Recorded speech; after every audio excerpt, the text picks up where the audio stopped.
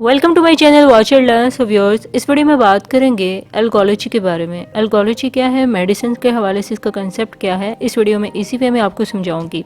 It's a basical study of pain, दर्द की study करना, यानी इसका जो मुतालिया है, दर्द का मुतालिया करना, एल्कोलॉजी है।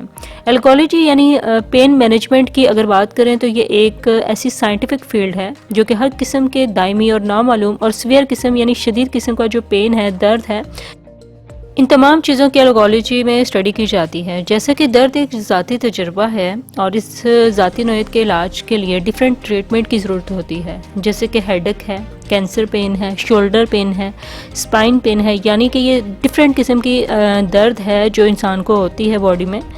तो एल्कोलॉजी का जो मेन मकसद है वो यही है, पेन का मेडिकल ट्रीटमेंट करना, यानी दर्द का मेडिकल जो ट्रीटमेंट है वो एल्कोलॉजी में होता है। क्योंकि एल्कोलॉजी में दर्द के जो पेचीदा मसाइल हैं, सीवियर किस्म के जो मसाइल हैं, उनको ट्रीट करने के लिए, पेशेंट्स को ट्रीट करने के लिए इसकी स्टडी बहुत ज़रूरी है। आई होप सो आपको एल्कोलॉजी मेडिसिन का कंसेप्ट क्लियर हो गया होगा। For more informative and latest video kindly subscribe my channel and stay connected with me. Good bye.